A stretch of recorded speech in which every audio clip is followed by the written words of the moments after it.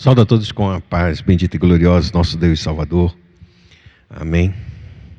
A primeira parte que a gente teve um estudo foi sobre quem é Jesus.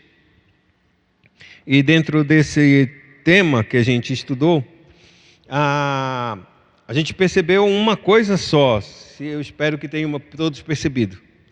A gente não pode buscar em outras fontes, senão nas Escrituras Sagradas, para a gente saber realmente quem é Jesus, porque dos relatos neste mundo, no período de Jesus, há poucas fontes realmente que falaram a respeito de Cristo. Flávio Josefo é bem pouquinho, é um historiador judeu. Plínio também era grego, falou uma parte, mas nem citou o nome de Cristo, não dá duas linhas. Então, tudo o que a gente sabe sobre Cristo está sobre as Escrituras Sagradas, está em todo o Novo Testamento, que é, vamos dizer assim, uma biografia de Cristo, daquilo que Ele é e daquilo que Ele fez. A partir destes 4 evangelhos, basicamente,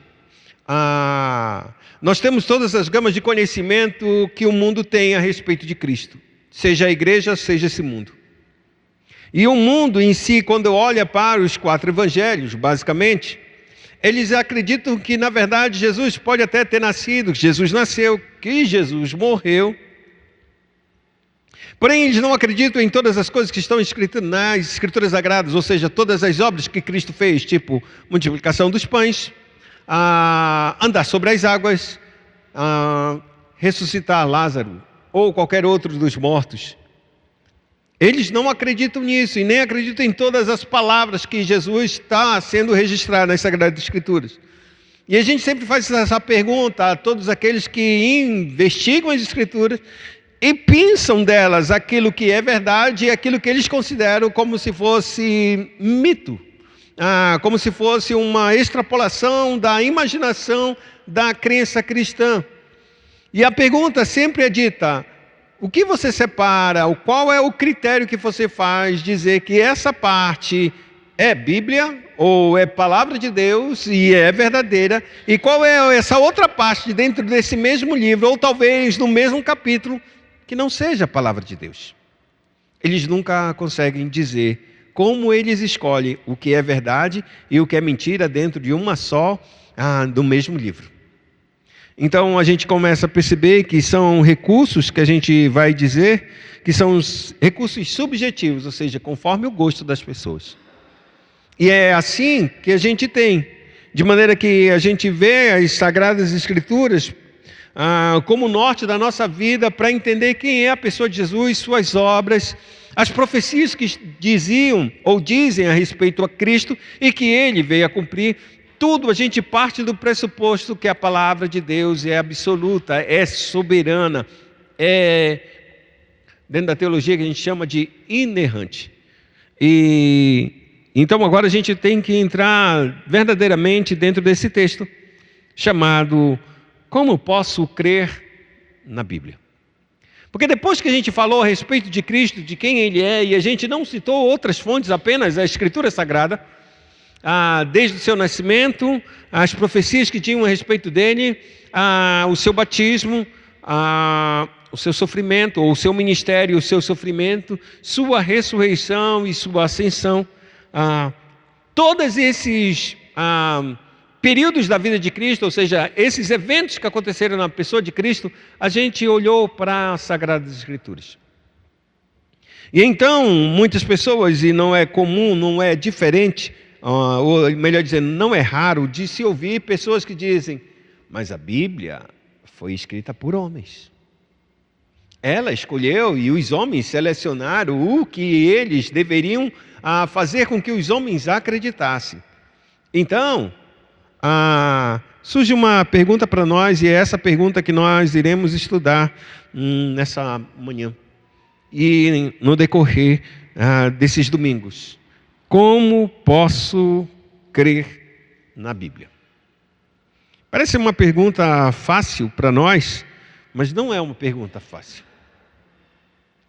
E essa pergunta ela começou a ser levantada exatamente por causa que muitas pessoas durante um período muito grande, principalmente depois da Revolução Francesa ou Iluminismo. E mais ainda depois, dentro desse iluminismo, veio o que a gente veio chamar de a ascensão do ateísmo, a ascensão de acreditar apenas no materialismo, a ascensão de acreditar apenas naquilo que eu consigo tocar, naquilo que eu consigo enxergar, naquilo que eu consigo ouvir, naquilo que eu consigo, amados, provar. Materialismo é basicamente isso. A crença de que eu só posso provar que existe uma coisa se eu consigo captar ela pelos meus 5 sentidos. Se eu não consigo captar ela pelos meus 5 sentidos, isso não existe. O que está fora da minha percepção racional, isso não existe. E dentro dessa categoria não tem como a gente provar Deus. A gente pode, como muitos teólogos, estudiosos, tentaram provar racionalmente a pessoa de Deus, mas de fato a gente sempre vai esbarrar num ponto. Como eu posso trazer Deus para a minha frente ou para a minha plateia e dizer, este é Deus, Tóquio? É assim que a gente prova as coisas, é ou não é? É ou não é, irmãos? Sim ou não? Sim. Eu posso trazer Deus, por mais que eu creia e você creia, eu posso dizer, Deus está aqui, e alguém pode se levantar, onde Ele está? E você diria o quê? Cadê? Não estou vendo. Esse é o ponto. Se não temos fé, a fé não é uma coisa provável. Ela é prova, mas ela não é provável. Você não pode dizer, a fé está aqui, ou a fé está ali. Você não tem isso. Não, a fé está no meu coração, então eu vou fazer um exame, um ecocardiograma, para ver se tem um pico de fé ali no teu coração. Não vai identificar. Uma ressonância não vai identificar. O que eu quero dizer é que esse sistema materialista levou cada um de nós a pensar de maneira muito lógica e muito certa. Se eu consigo tocar, se eu consigo provar, isso existe. Caso eu não consiga provar isso, não existe. Alguém pode provar que existe ressurreição? Não tem condições. Tem alguém que pode provar que Lázaro ressuscitou depois de 4 dias? O que a gente tem são relatos da Escritura Sagrada e a gente acredita isso por fé unicamente.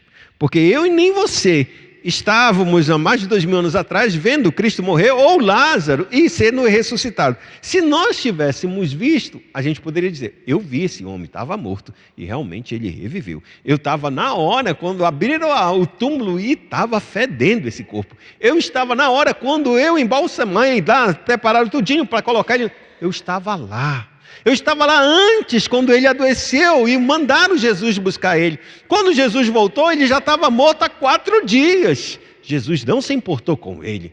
E depois ainda veio chorar, dizendo que estava bom, estava com saudade do seu amigo. Depois Jesus ressuscitou. Eu estava lá em todos esses eventos. Nenhum de nós estávamos. Nós sabemos isso pelas Sagradas Escrituras. E acreditamos que ela é verdade. Por isso, num mundo em que se tornou muito forte esse embate de dizer eu só posso acreditar naquilo que eu toco, naquilo que eu vejo, naquilo que eu consigo verdadeiramente provar, isso é verdade, as Escrituras começaram a entrar verdadeiramente em xeque. É verdade ou é mentira? Isso foi uma produção humana ou realmente ela é uma palavra de Deus? Como eu posso acreditar realmente que a Bíblia é a verdade? Nesse sentido, houve um congresso internacional, e esse congresso aconteceu nos Estados Unidos, Conselho Internacional sobre a Inerrância da Bíblia. O que significa dizer inerrância? A Bíblia não contém erros. O original bíblico, que a gente não existe mais, não tem erro. O que a gente tem das Escrituras? A gente tem várias cópias. São mais de 5.000 cópias. É o livro antigo com mais cópias preservadas no mundo. Os livros de Platão, ou os escritos de Platão, tem cerca mais ou menos de 10 cópias neste mundo. E ninguém duvida que Platão existiu. 10 cópias. E Platão é antes de Cristo. Antes do nascimento de Jesus vir aqui, Platão já existia. Já existia, acho que 1 século ou 2 séculos antes dele. Acho que é 1 século. Apenas 10 cópias. E ninguém duvida. E demais, nem duvida que Sócrates nasceu. E Sócrates não escreveu nada. Quem escreveu foi Platão a respeito de Sócrates. Ninguém faz dúvida. Ninguém diz, não, isso não foi não. Foi inventaram este homem. Ninguém duvida. A Bíblia tem mais de 5.000 livros, 5.000 cópias. Algumas são fragmentos, tipo um versículo. Mas só um versículo? Tem umas que são livros inteiros. Inteiros. E as pessoas continuam dizendo, não está preservado o original. Não, estão preservados ipsiliteris. O que significa dizer todas as palavras, cada uma delas. Ao reunirem-se as cópias, o que se tem delas, quando se junta, não acontece nem 5% de erro. Sabe o que significa dizer 5% de erro numa cópia? Se você fizer uma cópia das Escrituras Sagradas à mão, porque as cópias eram todas feitas à mão, não é imprensa, irmão. Imprensa é de 1500, 1500? Um pouquinho antes, 1400 e pouco, antes da reforma, que aí começa a imprensa de Gutenberg. A Bíblia é o primeiro livro impresso no mundo inteiro. 1400, então antes de 1400 e umas cacetadas, todos os livros eram feitos à mão. E não era como o papel nosso, que você vai numa escritura aqui, como que chama? Num cartório. Eu quero ver a escritura de um livro tal. Aí você vai num cartório e aí tem livros aí de 1800, 1900 e lá bolinha. Certidão de nascimento original. Ainda tem a certidão. Minha avó tem a certidão de nascimento original dela. E minha avó tem 101 anos. Está amarelinha, mas está.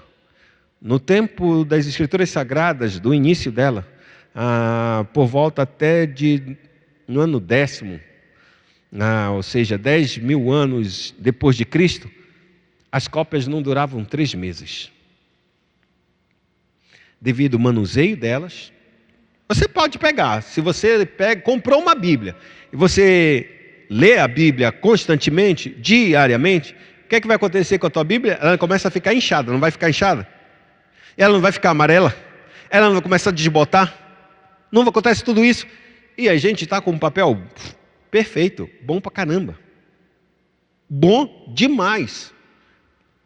Os homens, quando pegavam nesse papel, era de papiro, então começava a pegar em 3 meses, devido ao tempo, devido ao ambiente e ao manuseio, ele deteriorava. E para que se deteriorasse e não se perdesse aquela cópia, o que é que fazia? Fazia logo uma nova cópia. E fazia cópia. E aí o que eu quero dizer com isso? Esses 5% das Escrituras Sagradas que contém erros, quando você faz uma cópia, você não erra? Sim ou não? Quando você faz uma cópia, você não erra? Com certeza. Você troca uma letra, você está depois, no início está tudo certo. Primeira página, segunda página, mas quando chega na terceira página, tua mão já está cansando, tua cabeça está cansando. Muda um ponto, muda uma vírgula. E detalhe, as escrituras que muitas vezes foram escritas, principalmente o hebraico, não tinha vogal. Não tinha espaço. Era uma letra atrás da outra. Eles tinham que saber exatamente identificar onde começa uma letra, onde termina uma palavra e começa a outra. Eles sabiam disso. Mas é uma atrás da outra, não tem espaço. E quando a gente tem espaço, a gente consegue observar exatamente a letra que a gente está colocando e a letra que a gente está terminando. Mas não tendo espaço, vai embora. O que eu quero dizer com isso é que o Antigo Testamento ele foi muito mais preservado que o Novo Testamento. Porque quem escreveu o Antigo Testamento, eles eram especialistas em cópias, que eram os escribas. E esses homens, eles tinham um senso muito grande de preservação, porque eles acreditavam misticamente que cada letra das Sagradas Escrituras era algo, vamos dizer assim, profético. Eles ainda imaginavam que havia um código dentro da Bíblia, um código que Deus havia dado aos homens que precisava ser revelado. E cada letra no alfabeto hebraico comportava-se a uma letra do alfabeto era um número. O 7 é o número 7. Então, cada uma dessas letras, sendo ele um número matemático, eles entendiam que Deus havia deixado um código do universo nas Sagradas Escrituras. Eles nunca descobriram esse código. Tem muita gente dizendo aí que tem um código da Bíblia e faz previsões com isso e aquilo outro. Isso tudo é balela. Mas fato é que eles entendiam dessa forma. Deus colocou o universo em código nessa palavra. Por isso é importante que cada letra esteja exatamente no lugar e na posição certa. Os escribas, eles chegavam a contar o número de letras em uma linha. Numa linha que eles iam escrevendo, a Escritura Sagrada, aí eles contavam 70, 80, 90. Eles colocavam assim como se fosse do lado das Sagradas Escrituras. Quando o copista vinha e começava a copiar, o que eles iam fazer? Eles contavam as letras. Tem que ter 70 nessa primeira linha. Se não batia 70, eles rasgavam a cópia, irmãos. Se eles escrevessem o nome de Deus, pela primeira vez o nome real de Deus, o tetragrama, eles escreviam a última vez que eles escreviam com aquela pena. Jogavam fora. Tu ousaste escrever o nome de Deus, cumpriste o teu máximo propósito, escrever o nome de Deus, nunca mais será usada para nada. Jogava fora e pegava uma nova. E às vezes, irmãos, num texto da Bíblia, o tetragrama do nome de Deus, às vezes aparecia 4 vezes. Haja caneta, trocar. O que eu quero dizer é que o Antigo Testamento ele ficou tão preservado, que não tinha quase erros nele. Já o Novo Testamento não foi uma obra de um escriba, irmãos. Não foi uma obra de uma pessoa que nasceu para escrever e fazer cópias. Foi obra da igreja. O que eu quero dizer com isso? É como se eu pegasse o Gustavo, sabe ler e escrever? Eu sei, tu vai escrever a cópia. E dava para ele escrever. Ele não tinha toda a noção que um judeu tinha, treinado e habilitado para fazer. Mas ele fazia, porque era assim que a igreja tinha. A gente não tinha grandes homens que poderiam fazer. Lembra do apóstolo Paulo? Ele tinha um amanuense, um homem responsável só apenas para escrever aquilo que ele falava. E quando eles escreviam, no final o apóstolo Paulo pegava agora, eu, Paulo, escrevo com minha própria saudação, com meu próprio punho a saudação final. Ele escrevia só o finalzinho só. Mas era ele que ditava e o amanuense escrevia. Significava dizer que esse amanuense era como qualquer um outro homem. Na maioria das vezes, talvez fosse Silas, talvez fosse Timóteo que estivesse escrevendo, talvez fosse Marcos que estivesse escrevendo para ele enquanto ele ditava as cartas. O que eu quero dizer é que não era um especialista como era um judeu que escrevia o Antigo Testamento, ou que escreveu o Antigo Testamento. Nesse sentido, as cópias do Novo Testamento têm mais erros do que do Velho Testamento. As últimas cópias, as cópias mais antigas que a gente tinha era do quarto século. Quarto século. Ou seja, 400 anos depois de Cristo. O que veio acontecer com isso? Durante muito tempo as pessoas começaram a bater. Mas bater mesmo. Não, 400 séculos. 4 séculos, ou seja, 400 anos são muitos anos antes de a gente conhecer as cópias. Então o Antigo Testamento ficou tão distante, porque o Antigo Testamento já havia acabado há muito tempo. Mas há muito tempo. O último livro da Bíblia, do Antigo Testamento, é o livro de Malaquias, quando o povo volta do Império Persa. Haveria de entrar agora Império Grego, depois o Império Romano. Ou seja, ele está mais de 200 séculos antes da vida de Cristo. Na verdade, são mais ou menos uns 400 séculos antes que Cristo aparecesse novamente. 400 anos. 4 séculos. Oxe, foi mal. 400 anos. 4 séculos. As cartas que vêm do Novo Testamento são depois de 400 anos depois de Cristo, Novo Testamento. Significa dizer que nesse intervalo de tempo são 800 anos sem nenhuma cópia do Antigo Testamento. Como é que a gente tem isso? Aí encontraram umas novas cópias no 8º século, no 11º século. Disseram, o espaço de tempo é muito grande. Alguma coisa está errada nas Sagradas Escrituras.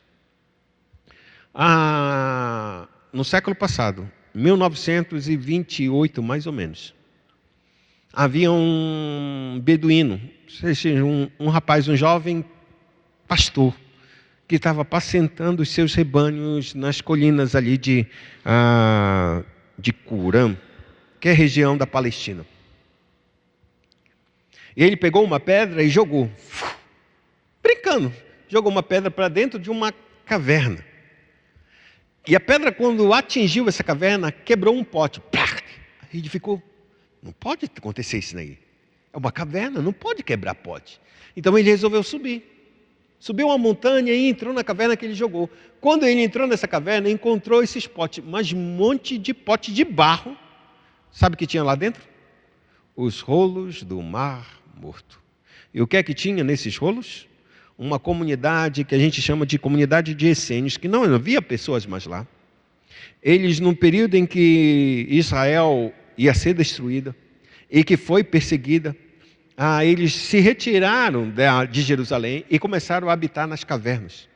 E para preservar os escritos, eles colocaram nesses vasos de barro. E iam e escreviam, iam e guardavam lá. Acontece que essa comunidade morreu e com ela morreu todos os recursos que eles haviam guardado naqueles potes. Porque ninguém sabia dessas cópias. Quando esse jovem pastor entrou e olhou que era uma Bíblia Sagrada, muitos livros do Antigo Testamento, livro de Isaías completo, isso em 1928, por aqui, ou 29, uma coisa assim. Chegaram os especialistas para olhar, e quando olharam e dataram, perceberam que ao comparar a última cópia do Antigo Testamento com essa nova cópia agora, encontrada agora, que chegava a datar lá pelo 3º século, eles perceberam que aquilo que estava escrito, que eles tinham, era igualzinho o que eles haviam encontrado. De maneira que não houve o quê? Alteração nas Escrituras Sagradas. Não houve, irmãos. E os erros que a gente tem nas Sagradas Escrituras são erros de escritas, que nada modifica o sentido do texto. Ou erros de omissão, ou seja, retirar uma palavra, ou retirar um texto, ou até acrescentar uma palavra ou texto, mas em nada modifica a semântica, ou seja, a realidade daquela mensagem. Não é como se dissesse assim, ele foi para a esquerda, e o outro diz, ele foi para a direita. Nunca aconteceu isso. Nunca. Havia de dizer assim, Clarice e Clarice, vamos dizer assim. Ele trocou o L pelo R.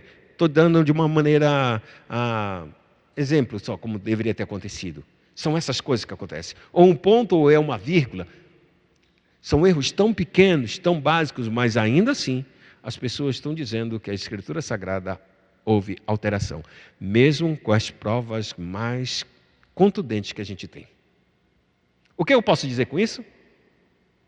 É que as pessoas querem esconder a verdade. O apóstolo Paulo disse, preferiam acreditar em Deus? Não, eu vou rejeitar Deus e vou colocar um outro Deus. Vou precisar adorar outros deuses. Rejeitaram a verdade. Não é porque não sabiam, eles rejeitaram. A mesma coisa está acontecendo nas Sagradas Escrituras. Estão rejeitando. Preferem aceitar os livros de Platão, que tem apenas 10 cópias, do que esse livro, que é o que mais tem cópias no mundo inteiro. Mais de 5.000, quase 6.000 cópias. Não são só fragmentos, são livros completos. E no livro, nesse estudo do Mar Morto, que encontraram esses pergaminhos, todo o Novo Testamento estava lá. Quase todo o Antigo Testamento estava lá. E as pessoas ficaram assim, não tinham mais o que falar, porque as cópias se preservaram. Aí a pergunta é, como essas cópias se preservaram, já que ela não durava 3 meses? É verdade, elas não duravam nem 3, 4 meses, muito bem manuseadas, mas ninguém manuseou essas cópias. Elas foram colocadas no barro, nos vasos de barro, e eram tapadas de maneira que elas ficaram livres da umidade e do calor que deteriora o papel ou o papiro. E então elas preservaram completamente todas as escrituras, inclusive de animais que poderiam, bichos que poderiam ser instalados e acabar deteriorando, como se fosse uma traça, por exemplo. Assim, a gente tem esse primeiro ponto a respeito das Sagradas Escrituras.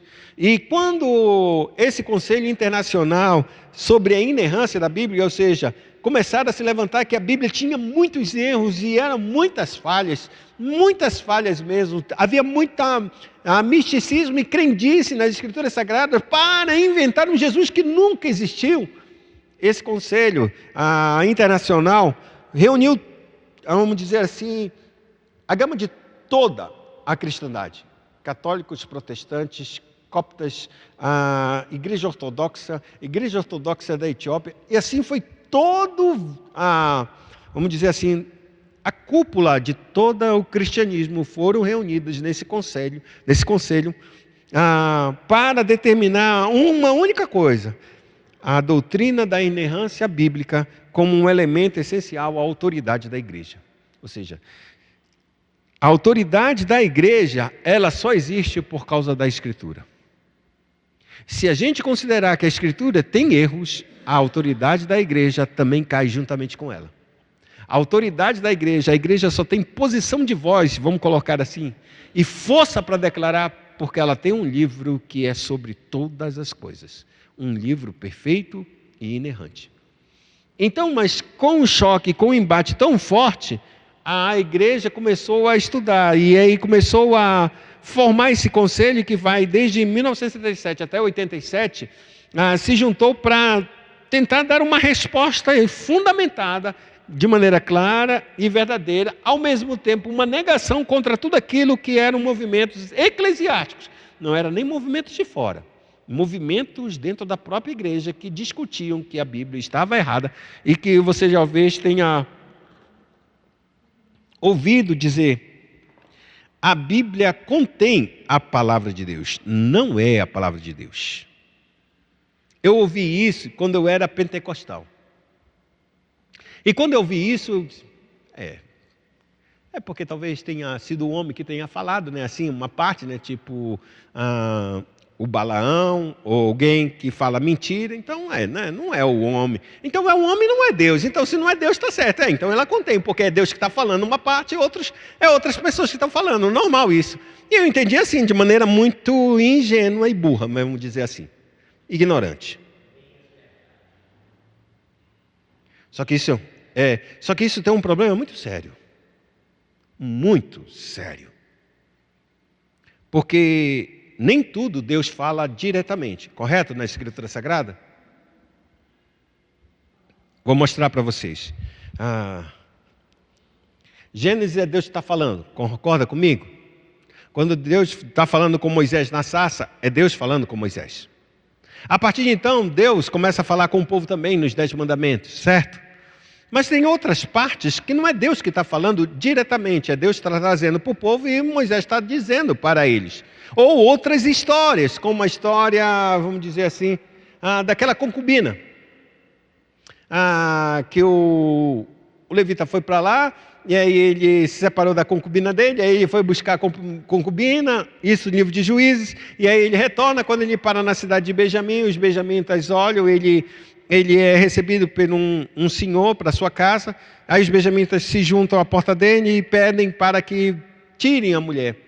Aí retiram a concubina e eles abusam dela a noite toda, e depois ele vai e pega a concubina, coloca no jumento dele, volta para casa, esquarteja a menina e envia os pedaços. Lembra dessa história muito terrível?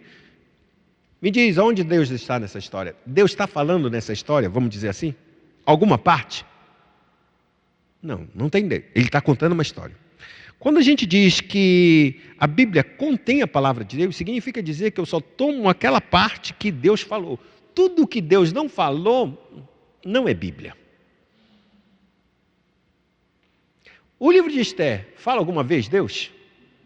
Então esse livro também não contém a Bíblia, não contém a palavra de Deus. Entende qual é o princípio tão terrível? Só que quando a Escritura diz que é a palavra de Deus, significa dizer que todos os eventos narrados aconteceram da forma como aconteceram. É isso que se diz na Escritura Sagrada, como palavra de Deus, a palavra... Quando o homem mente nas Escrituras Sagradas, é a palavra de Deus, porque ele está narrando o fato que ocorreu, a verdade desse fato. Está dando para entender ou não? Então não importa o que está acontecendo na Escritura Sagrada, quando ela diz que é a palavra de Deus, significa dizer que tudo aquilo que aconteceu, seja de Deus ou não seja de Deus, e que foi registrado, é a pura verdade.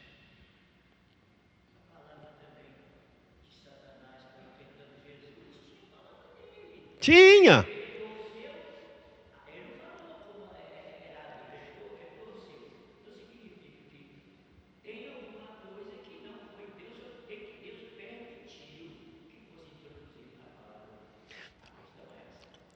Porque o ponto aqui é relatar os eventos. Diferente de um jornal que pode relatar uma história que nem tenha acontecido. Como chama-se hoje, fake news, né? Tá...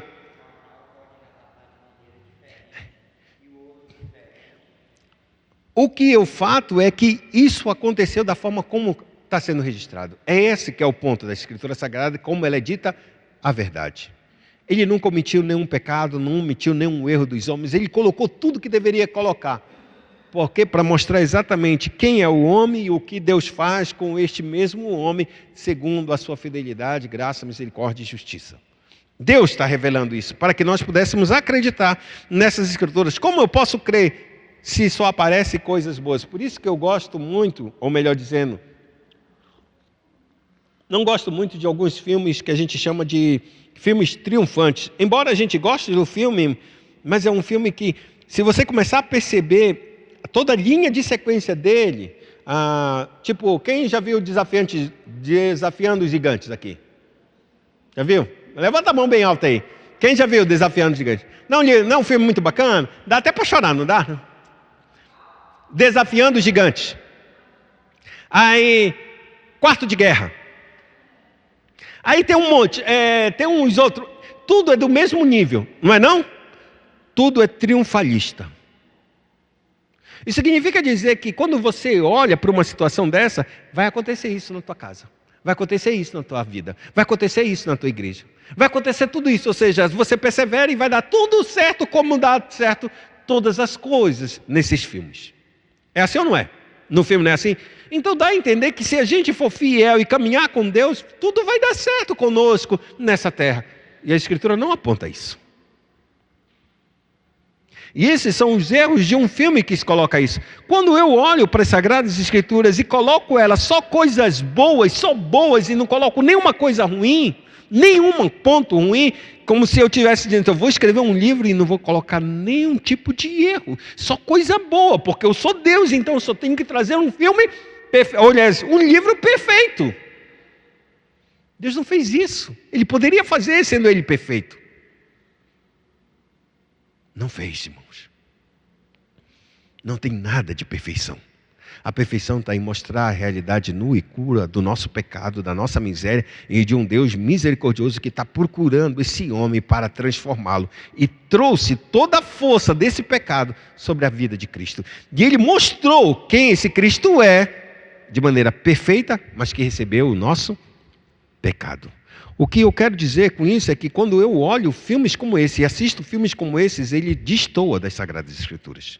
E para as pessoas que olham, por um lado é bacana, porque é entretenimento. Se a gente olhar um filme desse como entretenimento, tudo certo. Mas olhar isso de como se fosse motivo para motivar a minha fé, a gente está entrando numa cilada. Porque a vida não é assim, como a Escritura diz. Quem dera que a gente pudesse fazer sempre tudo certinho, tudo perfeitinho, e acontecesse tudo muito bem perfeitinho e certinho na nossa vida. Acontece isso? Sim.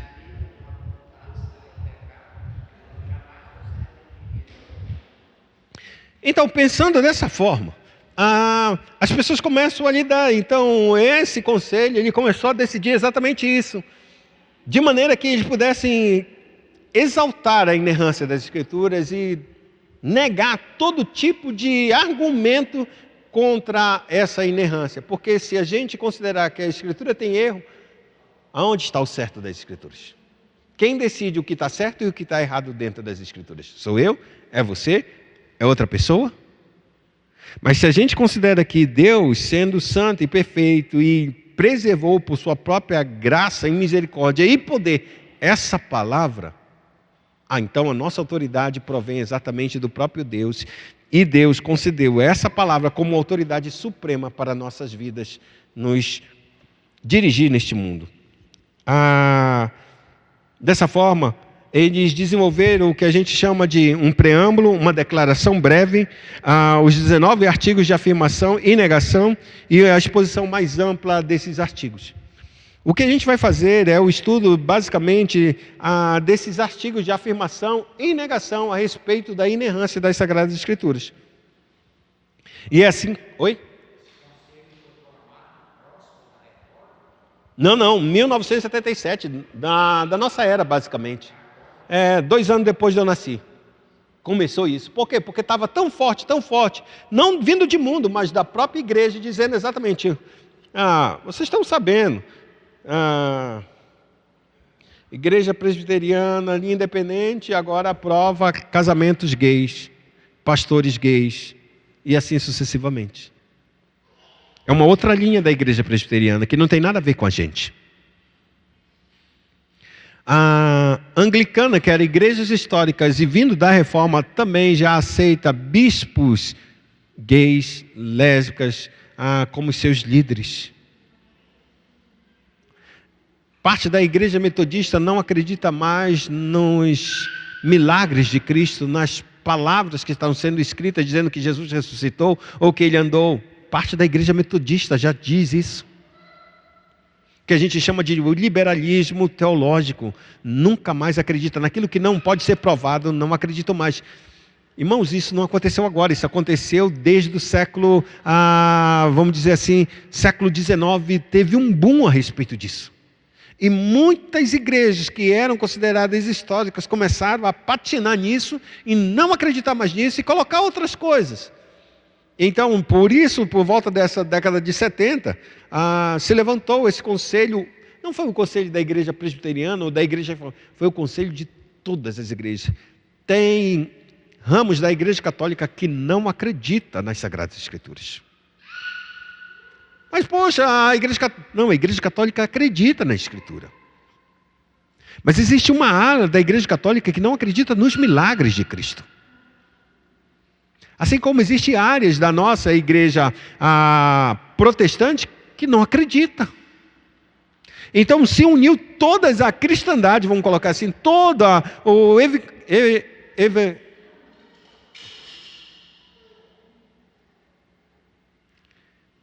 toda a ala evangélica, seja católica, protestante, igrejas ortodoxas do Oriente, do Ocidente, não importa, se juntou toda essa comunidade para debater uma única coisa: a inerrância das Sagradas Escrituras. E no final desses 10 anos, e depois se seguiu mais, depois mudando para outro lugar, que foi para Chicago, eles colocaram nessa situação esses artigos, e é sobre esses 19 artigos de afirmação e negação que a gente vai estar estudando sobre a inerrância das Escrituras.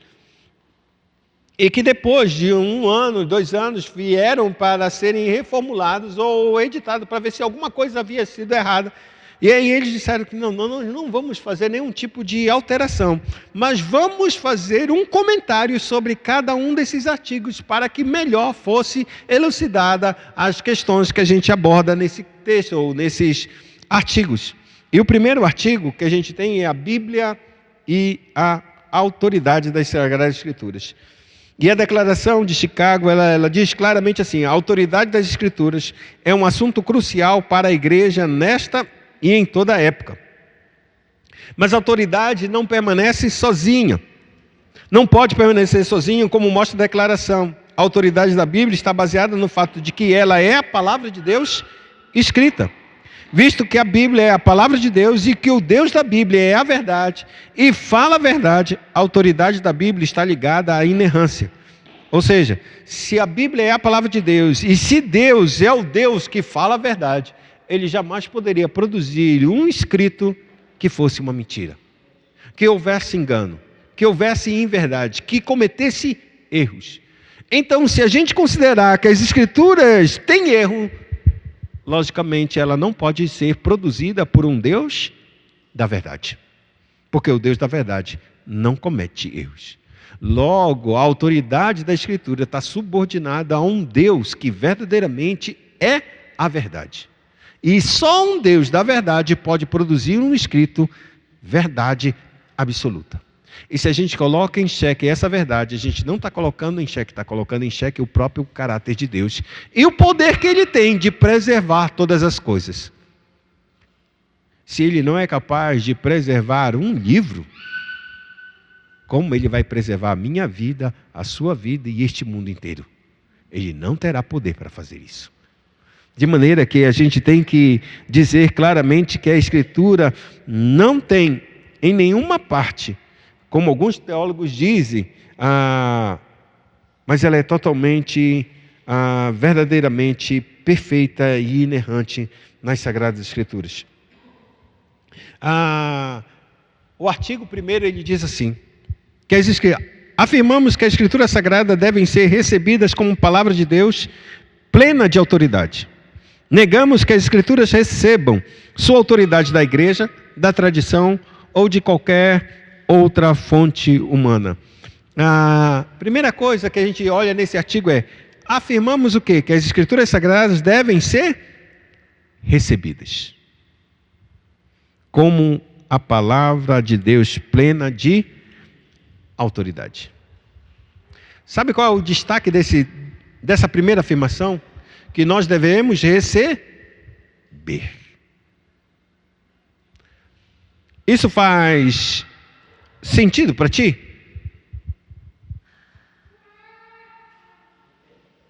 Receber a palavra de Deus? Poderíamos trocar esse verbo por outra coisa? Dizer que afirmamos que a Escritura de Deus, ela tem, vamos dizer assim, ou ela é tomada para nós como palavra de Deus, em vez de receber. Porque a palavra receber é a melhor palavra para ser colocada para nós.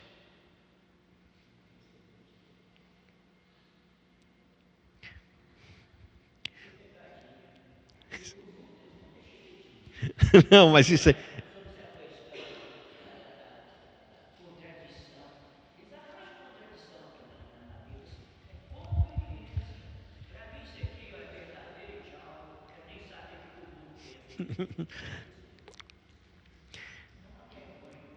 Quando a gente diz que a Escritura tem que ser recebida, ela não pode ser descoberta, ela não pode ser pega, ela não pode ser retirada.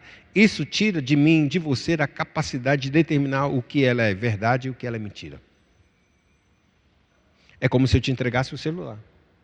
Alguém me deu isso, então eu recebo. O que eu não posso fazer é procurar, buscar e tomar. Porque quando eu faço qualquer uma dessas atividades, está partindo de mim. Eu estou buscando e, encontrei. Você não encontrou, Ele te entregou isso. É isso que Deus faz, Ele te entregou as Escrituras Sagradas. Cabe a você receber ela como palavra de Deus ou não. Esse é o ponto.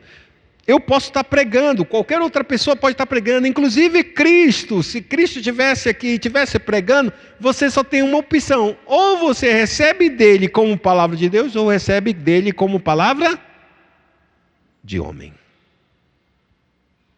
Consegue entender isso? Sabe qual é a diferença entre uma coisa e outra? É que quando você recebe uma coisa da palavra de Deus, ou seja, você recebe algo como palavra de Deus, significa dizer que você está colocando toda a sua confiança naquele que falou. E aquele que falou, se você considera como Deus, vou pegar a Armelina. aqui de cobaia. Ó, Amelinda, tua mãe faleceu recentemente, não é isso, não? Tua mãe faleceu recentemente, não foi? Não? Está viva? Não, tá bom, então melhor ainda, graças a Deus. Que permaneça viva e bem. Menina, tu já pensou quando tu era bem mais jovem? Tua mãe dizia isso e aquilo outro. Para ti, te ordenava, te mandava. Alguma vez tu já parou para dizer, mãe, a senhora está mentindo? Por que tu não dizia isso? Medo da agressão dela. Você sabia exatamente com quem estava lidando, não é verdade? Alguém, a irmã Nicinho, a Adinaí está do seu lado. Ela já falou para o Naná, tá mentindo, irmã. Não é assim não, Nicinho. Não é assim não, Naná. Fez isso já? Fez alguma vez isso? Por que ela não faz isso? Porque ela sabe quem é o que é, né? Entende? Mas você não acredita que ela já falou isso para outro tipo de pessoa? Não já falou? Não já falou isso para outro tipo de pessoa? Né? Por que não falou para outra pessoa, mas para essa pessoa, essa aí não dá para falar não. Posso até achar que está mentindo, mas eu não vou abrir minha boca. Mais ou menos assim. O que eu quero mostrar para vocês é que se eu recebo como palavra de Deus, e Deus é infinitamente maior que as autoridades que Ele colocou sobre mim, como eu não temo? Porque o Deus que disse que vai me levar para o lado dele é o mesmo Deus que, se eu não acreditar, Ele vai me levar para o ódio dele, para a ira dele, para o tormento dele. Como eu não vou acreditar? Só existe uma possibilidade. Ou eu acredito na Escritura e recebo essa palavra como palavra dele, então eu caminho sobre essa palavra, ou eu não recebo essa palavra e não acredito que veio dele. Porque se eu não acreditar que veio dele, eu não temo ele. Sabe por quê? Porque eu sei que não veio dele. E Deus é bom, e Deus é justo, e Deus é irado. Mas como essa palavra não veio dele, ele não tem como me bater, não tem como me amedrontar. Sabe por quê? Porque isso é uma mentira que está falando dele. Por isso eu posso aceitar que essa palavra é de homem, não é de Deus. Quando as Escrituras chegam para você, você tem que ter essa posição. Ou você recebe ela como verdade, palavra de Deus, ou como palavra de homem. O Salmo de número 14, verso 1 disse, diz o tolo em seu? O que ele diz? Não a Deus. E qual é o resultado quando ele diz não a Deus? Corrompe-se e faz o quê? Cometem iniquidade. Se eu sei que Deus não existe, eu gostei de uma certa vez, um pastor estava pregando, e ele contou uma história quando ele estava evangelizando um certo grupo de pessoas, eles estavam fumando drogas, maconha. E ele, quando ele chegou exatamente nesse hora, ele viu uma Bíblia sagrada e eles rasgavam a Bíblia, pegavam a erva, colocavam e faziam o charuto deles. Aí ele disse, ei, essa é a palavra de Deus. Ele ficou meio que escandalizado. Essa é a palavra de Deus, por que você está fazendo isso? Palavra de Deus? Não, isso aqui é só um livro para mim. É só um livro para mim. Porque o papel de seda que a gente tem que comprar é infinitamente mais caro. Por R$5 eu compro, olha só o lote de papel de seda aqui. O papel é fininho, é ótimo para a gente enrolar e fumar. Se eles acreditassem que era a palavra de Deus, eles fariam isso. Corrompem-se e praticam iniquidades. Toda vez que a gente não acredita em Deus e que a gente não aceita que essa palavra é a verdade de Deus, a gente vai se corromper e vai praticar aquilo que é errado.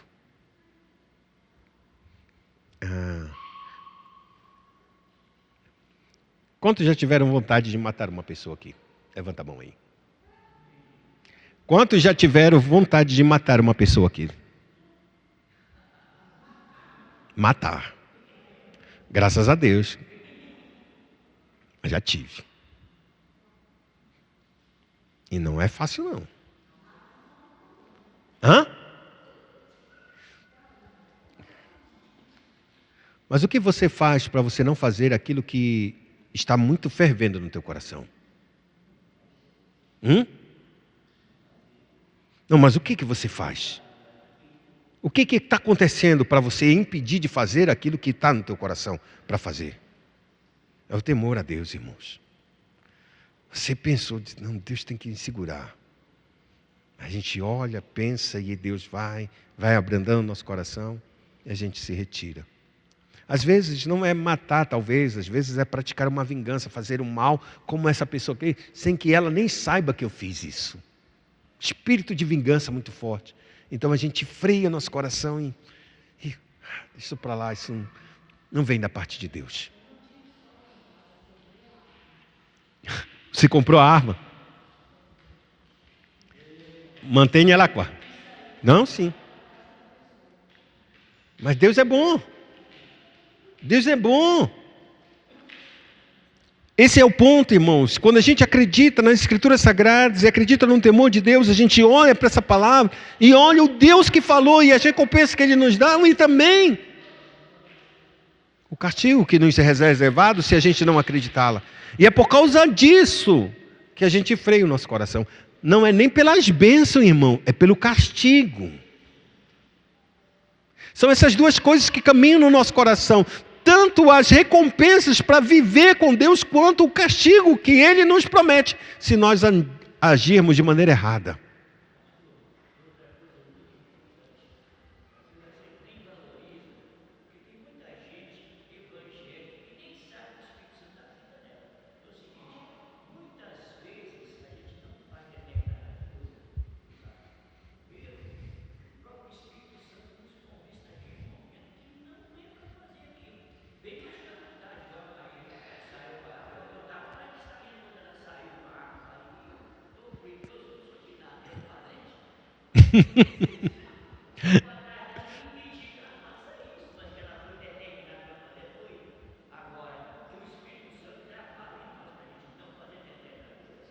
Sim.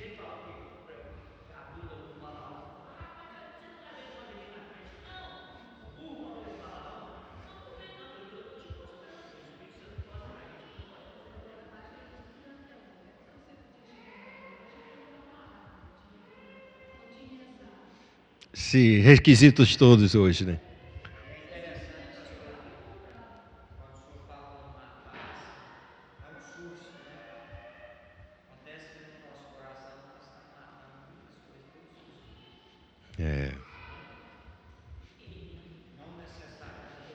Com a arma.